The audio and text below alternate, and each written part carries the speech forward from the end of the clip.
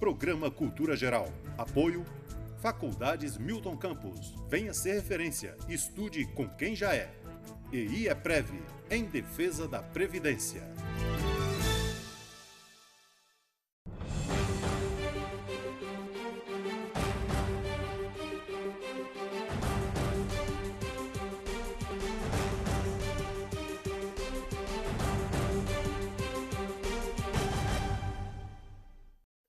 Muito boa tarde, começando o programa Cultura Geral.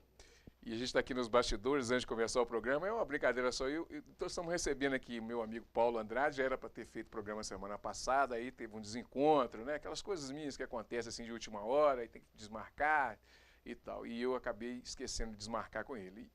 E o assunto seria o direito penal do trabalho, que está ligado a essa greve dos caminhoneiros, né? Que todo mundo chamou de lockout, né? Hoje já tem também uma outra normativa também no Código Penal, mas o nome conhecido é lockout mesmo. Mas, antes de tudo, ele é meu amigo, então a gente fica batendo papo aqui nos bastidores, trocando ideia, e ele foi meu professor lá de Prática 1, né?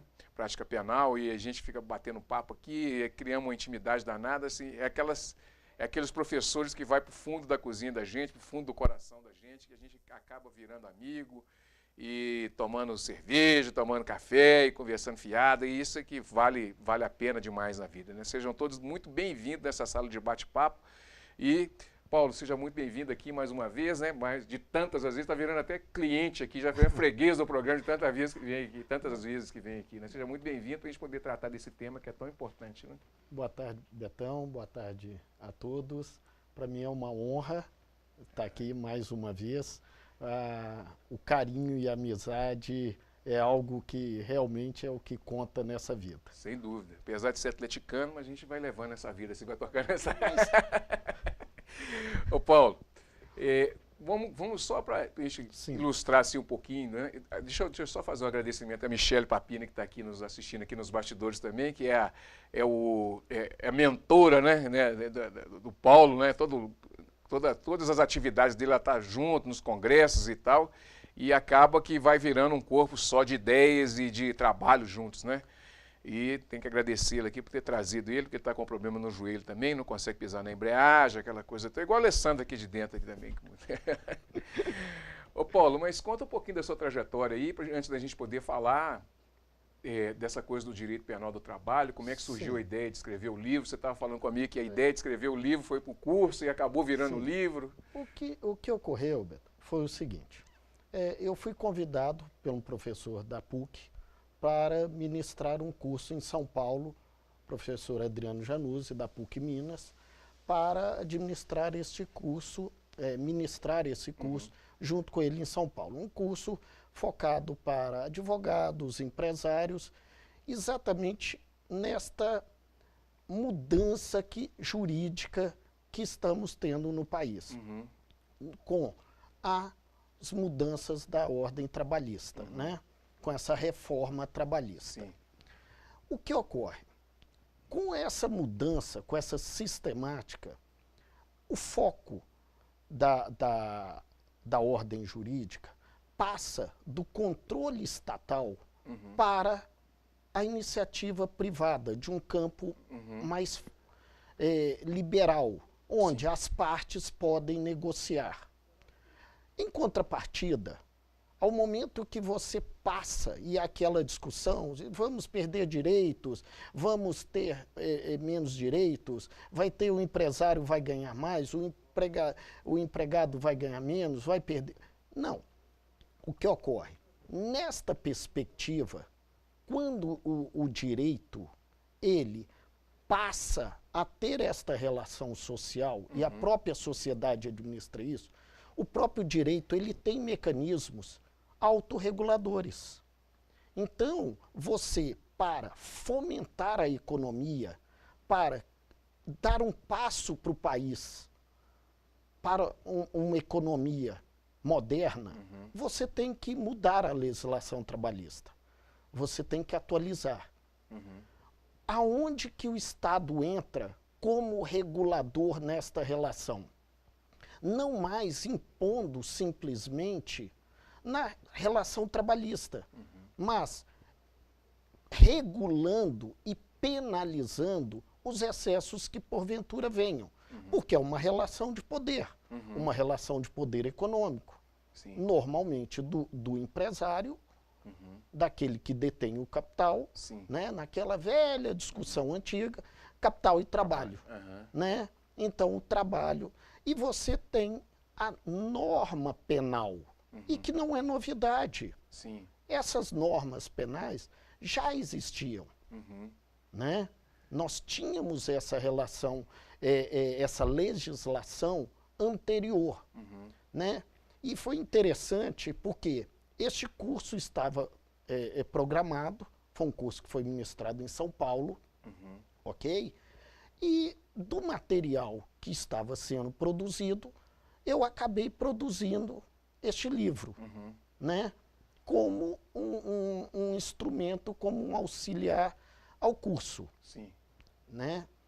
E, coincidentemente, nós tivemos este movimento, né, o chamado movimento dos caminhoneiros. Sim, foi justamente assim, a hora que explodiu o movimento, eu vi você num banner junto com a Michele. Foi, Sim. gente, que coincidência, se foi na... O que ocorreu? Estava programado, nós estávamos organizando um congresso. Esse congresso ocorreu até lá no Barreiro, né? Foi na UNA. Sim. Foi um congresso Cidadania, Ciência, Direito e Sociedade, perspectivas sociais, de que nós tivemos, né, nós tivemos o prazer de participar dessa organização e eu tive a honra de poder lançar esse livro lá. Foi um congresso que foi muito exitoso, porque ocorreram mais de 2.300 inscritos. Né? Então, para mim, foi uma honra poder ter lançado esse livro.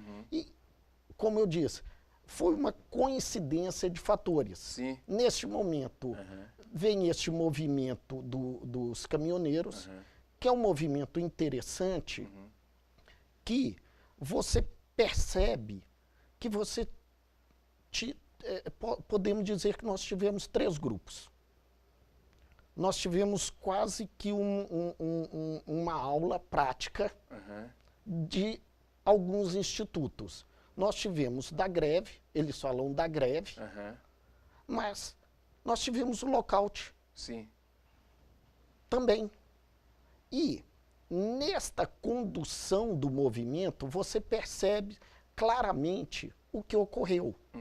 Por quê? Porque a dinâmica dos trabalhadores, né, vamos chamar dos caminhoneiros, nós temos 3 situações nesse país. Nós temos os caminhoneiros autônomos, nós temos os transportadores, que vamos chamar que são os empregadores, que têm os seus caminhões, seus motoristas, e nós temos os caminhoneiros autônomos, que são engajados a estas transportadoras. Que são os agregados, né? São os agregados. Estes agregados, normalmente, eles levam o seu veículo, o cavalo só, e a carreta é da transportadora. Sim. Então, nós temos aquele que tem todo o seu conjunto, cavalo e reboque. Sim. Aquele que só tem o cavalo, normalmente ele é agregado, e você tem aquele que é o empregador, a transportadora, que ele tem o seu meio de transporte. Num primeiro momento, ficou muito claro que houve um consenso de todos estes, que a situação, culminando com a situação econômica delicada do país, nós tivemos esta união de todos. Quando, num primeiro momento, tenta-se negociar o encerramento deste movimento, o que ocorreu? Redução do custo. Redução do custo. Então, vão se negociar. E negociou com um grupo.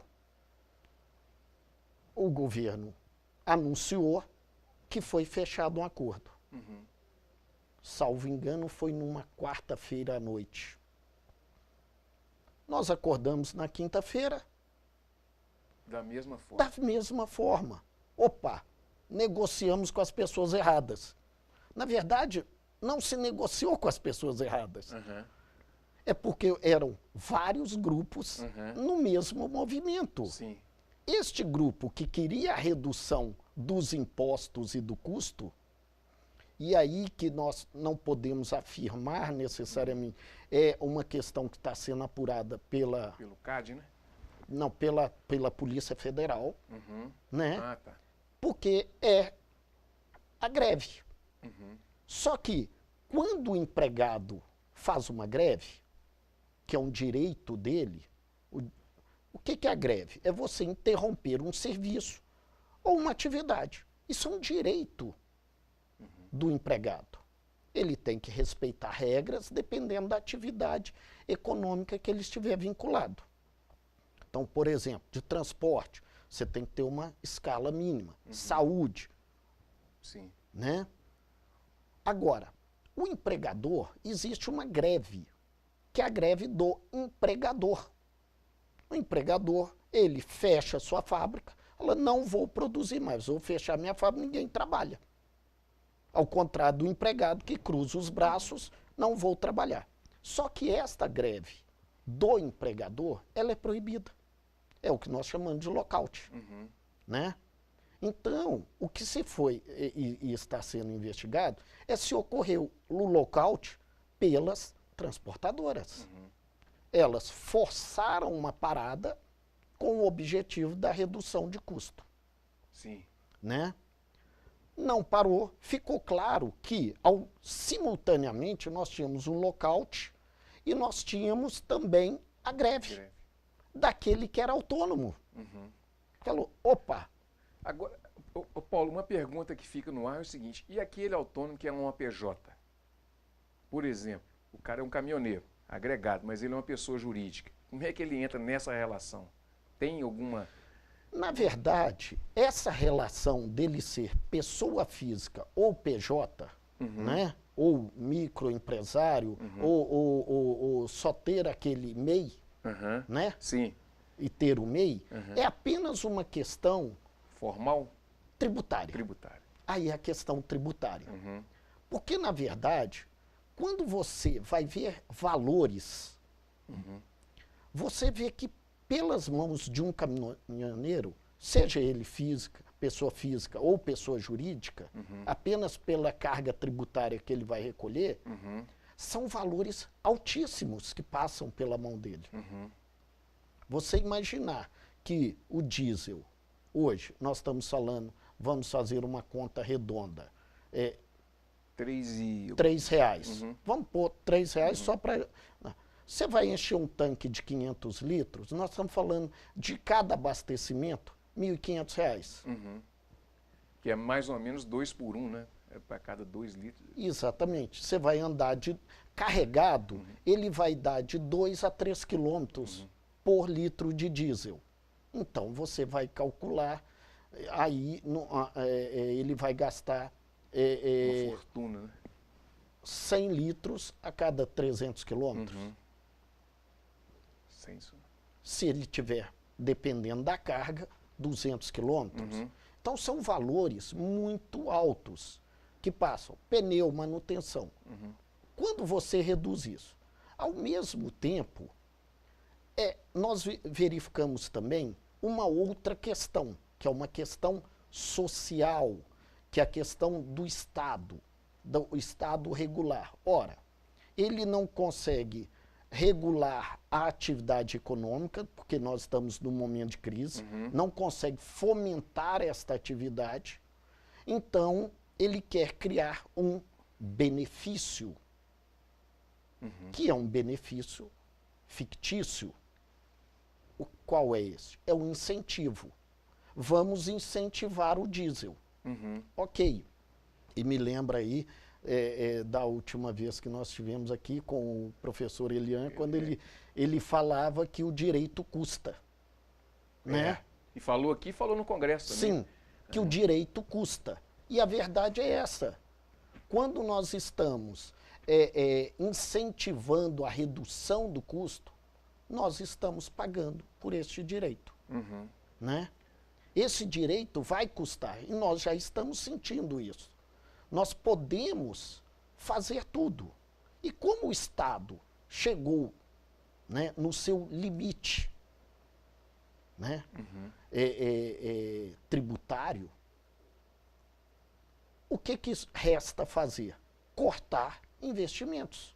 Nós podemos reduzir o custo sem cortar nenhum investimento em saúde, em educação ou em obras. Mas aí chegaria, Betão, você quer pagar mais imposto? Ninguém quer pagar mais imposto. Ninguém quer pagar. Mas para dar mais direitos, alguém vai ter que pagar. Né? Olha, nós temos um problema de remuneração de funcionários. A sociedade que paga. Então, a questão da gestão tem que ser bem colocada. E aí voltamos à questão do lockout. Por quê?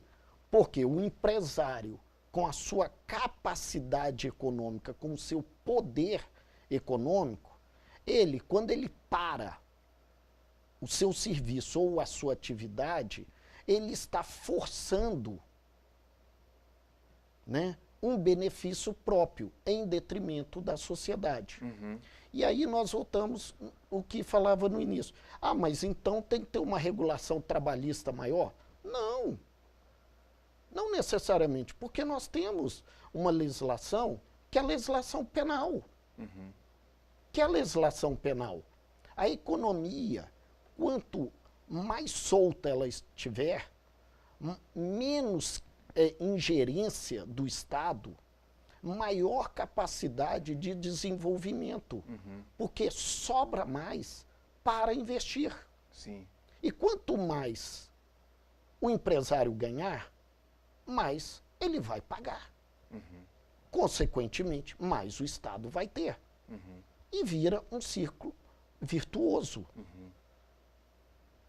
É interessante essa discussão, porque eu discuto muito aqui essa questão da participação do Estado na vida das pessoas. E a maior parte das pessoas, ou uma boa parte das pessoas que vêm aqui, vem com esse viés. E às vezes você sofre alguns questionamentos, assim, mas esse programa é um programa que só fala que o Estado tem que investir no Brasil. Não, o programa está aberto para todas as pessoas, né, Paulo? Não, porque, na verdade, e aí o que ocorre? E você vê também a capacidade e o poder do empregado. Sim. E o que eu falava, quando nós acordamos naquela quinta-feira e todos os caminhões parados, o que nós estávamos vendo?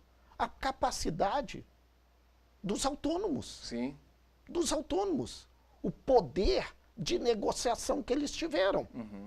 E a percepção, né, e aí foi, sem fazer alusão a qualquer questão, mas foi a percepção que quem teve foi o governo de São Paulo, porque tinha um representante da OAB que tinha um irmão que era caminhoneiro. Falou, olha, vocês negociaram com as pessoas erradas. Então ele e partiu para ir para este outro acordo, né? Agora, o que ocorre? Ocorre, na minha visão, que você começa a criar mecanismos equivocados. Eu, pessoalmente, sou contra uma tabela ou tabelamento. Não é assim. Quando fala em tabelamento, dá uma... Do frete. Não, e você fica... Se remete lá atrás, assim, né? Exatamente, porque você vai estabelecer um valor em que você tem situações completamente diferentes. Dependendo do modelo ou do ano do meu caminhão, eu tenho um custo operacional que é diferente de outro. Né? Sim. Então, custos operacionais, eles são negociados. É a mesma lógica da relação trabalhista.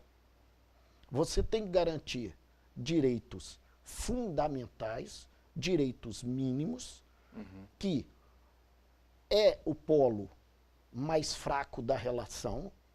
Você tem que garantir isso, mas, ao mesmo tempo, você tem que permitir que ele possa se beneficiar com isso. Negociar.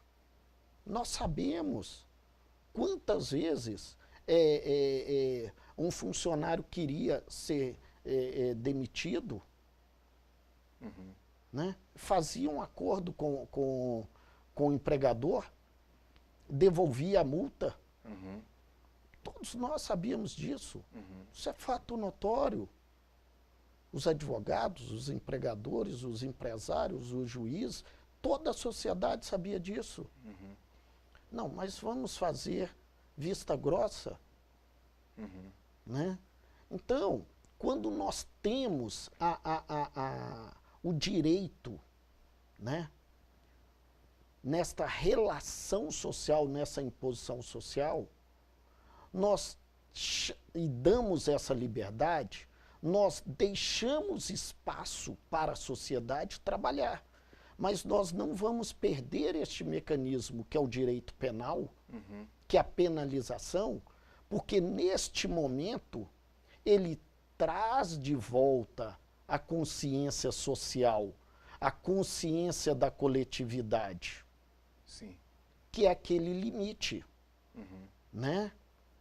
Olha, fugindo um pouco, e aí estamos um pouco com os caminhoneiros, mas vamos falar de beber a direção. Ora, era uma infração administrativa.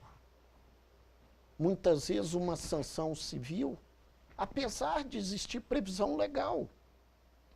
Enquanto o Estado, com o seu poder coercitivo, aí eu falo na questão penal, não passou a agir, a própria sociedade não passou a ter consciência do seu dever de cumprir e as consequências danosas.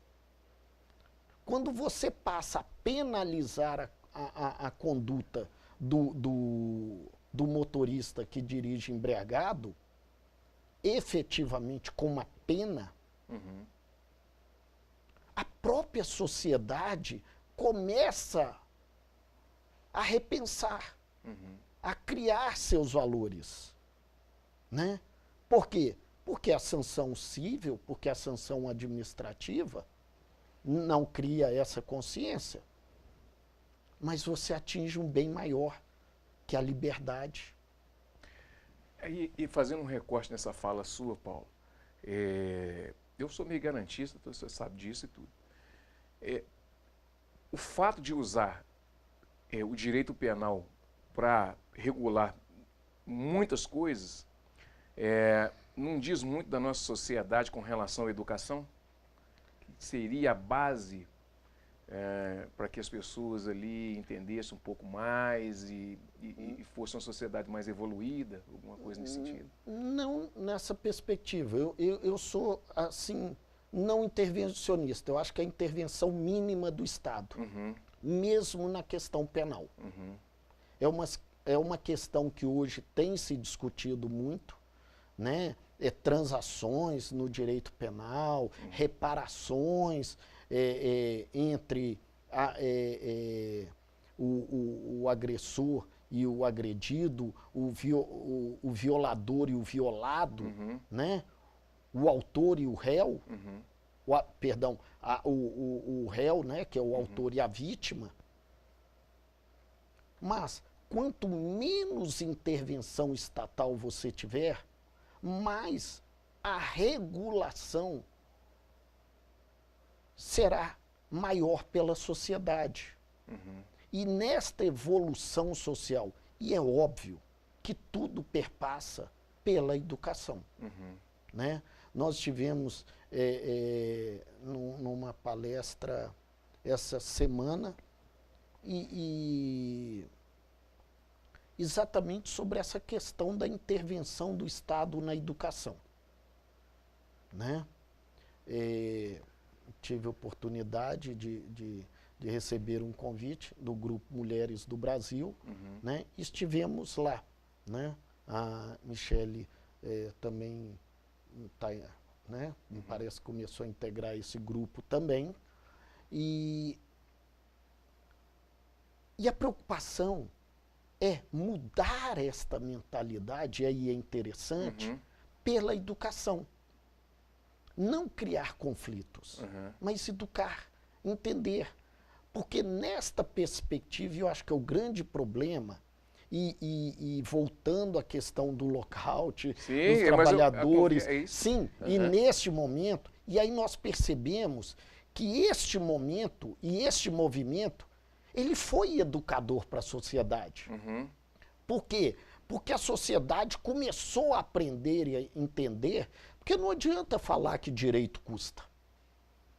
Não adianta falar que para um ter um direito, o outro tem que ceder. Para você exercer o direito, você tem que ter um dever. E quando você percebe em todo esse movimento, olha, eu tenho direito de greve, mas eu não posso prejudicar a sociedade. Até onde vai o meu direito e até onde vai o direito da sociedade de eu parar um país. Eu tenho minha empresa, eu tenho meus caminhões. Ótimo, perfeito, mas você não pode parar a sua atividade. Aí foi naquela lógica do empresário, ele corre o risco do negócio? Seria por aí também? Não só essa questão do... É mais do que o risco do negócio. É mais do que o risco do negócio. O risco e a responsabilidade do negócio. A responsabilidade que ele tem com o negócio dele. Se ele quer ganhar, ele pode parar, fechar a empresa dele. Ele não é obrigado a continuar a sua atividade. Mas ele não pode parar a sua atividade visando um benefício maior, visando um ganho maior. Né? Ele pode fechar por questões tributárias, qualquer não aguento mais. Não quero trabalhar mais. Não quero trabalhar mais, acerta com seus funcionários, dispensa seus funcionários, fecha os portões, pode deixar sua frota apodrecer no pátio. Esse é um direito dele. O mercado vai absorver. O que ele não pode é fechar os portões, nós vamos parar a nossa atividade com o objetivo de forçar o governo de baixar impostos sobre os combustíveis. Nós vamos fechar a nossa atividade com o objetivo de forçar os empregados a aceitarem um acordo, né? Ou uma correção dos salários, ou uma não correção dos salários nesta database. Então eu paro minha atividade, eu travo a capacidade econômica de sobrevivência do meu empregado. Ou prejudico a sociedade, paro esta atividade no intuito de forçar, eu tenho um excesso de produção ou uma concorrência, nós paramos com o intuito de elevar os preços. Teve, ao seu ver, teve alguma coisa ligada também, eu discuti isso aqui um pouco, logo depois do dia que acabou a greve, na segunda-feira seguinte nós discutimos aqui, e feriu algum fator do direito da concorrência aí também, Paulo? Você acha que nesse tocante assim, com o direito da concorrência, com relação ao lockout, tem a ver também com essa ligação? Olha, se você analisa um ponto específico, talvez possa ter ocorrido. De modo geral, não percebo desta forma, que é a questão da concorrência. Sim. Efetivamente da concorrência. Tanto é que aí, voltando à questão da educação e respondendo sobre a concorrência, é onde nós estamos nos educando sobre as relações econômicas, as relações sociais e as relações de direito, de concorrência, onde começou a se discutir o seguinte: olha, uma distribuidora só pode vender para a sua bandeira. Por que uma distribuidora não pode vender para todas? Por que a distribuidora só pode comprar o combustível da empresa que tem o monopólio, no caso, a Petrobras. Todo combustível é adquirido pela Petrobras. Por que eu não posso comprar um navio de combustível do México, dos Estados Unidos, chegar aqui, corro o risco, monto a minha logística de distribuição e vendo. Mas nós temos regras. Claro que, e uma das questões que estão se pensando, e uma das propostas, né, que foram feitas, é esta questão de mudar esta legislação para fomentar a concorrência. E nós percebemos que nós estamos num oligopólio, no que diz respeito à distribuidora. Nós estamos no oligopólio. Nós não temos muitas alternativas. Isso ficou demonstrado, até mesmo com o fim do movimento, que estas poucas distribuidoras, né, tiveram que criar situações para recompor a oferta do produto.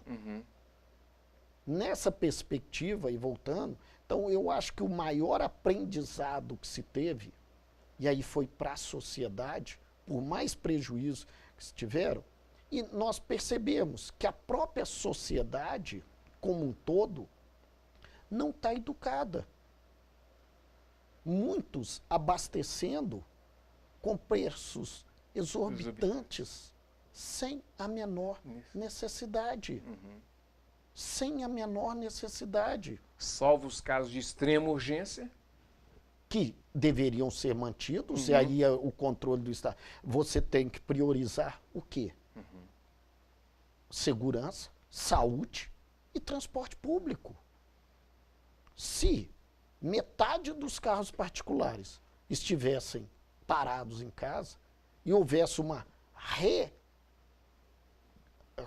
reorganização logística na sua família, nos seus vizinhos, no seu trabalho, você conseguiria, com todos os transtornos, obviamente, com todos os transtornos. Mas o combustível de R$10 o litro continuaria no tanque do posto, né? E depois as pessoas reclamam, mas você deu causa a isto, você criou. Então não é a penalização de condutas, é a intervenção mínima. É sempre a intervenção mínima. Sim. Né? Reguladora. Reguladora. Até, penso, a penalizadora. Você vai penalizar em casos pontuais e específicos, né? Naquele limite. O restante, o mercado, a sociedade se autorregula. Bom, gente, acabou que nós falamos quase 40 minutos.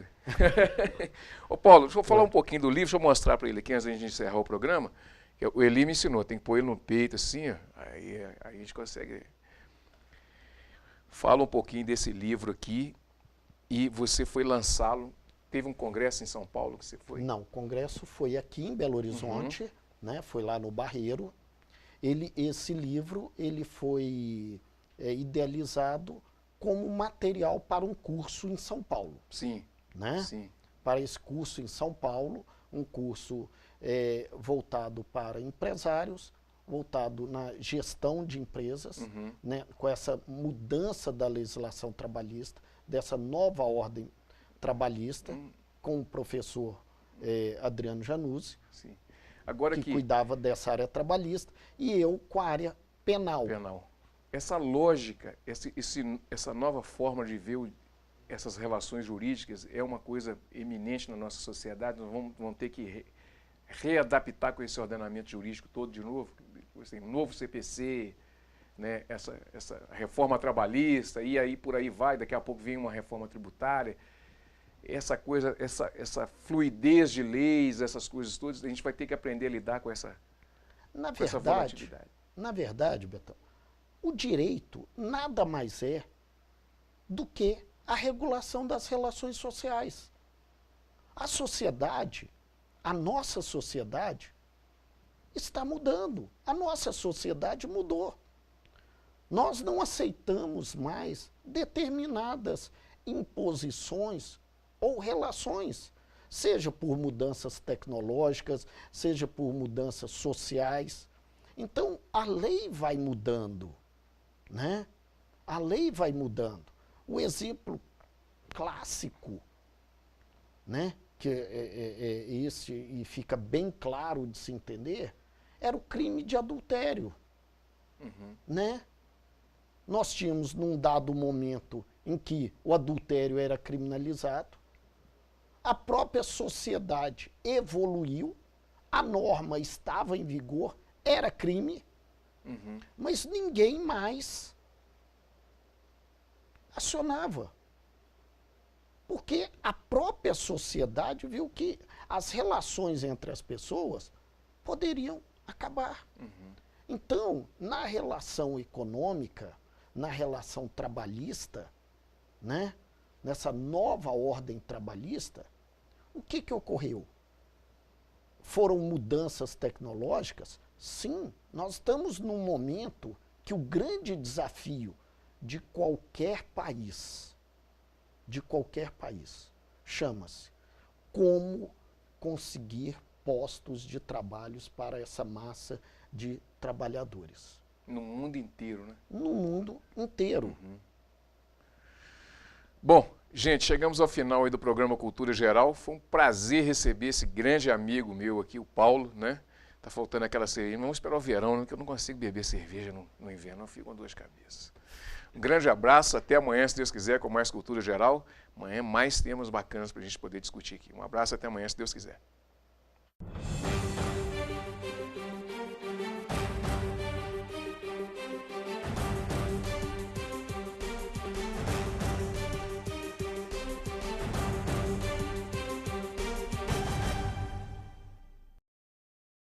Programa Cultura Geral. Apoio Faculdades Milton Campos. Venha ser referência. Estude com quem já é.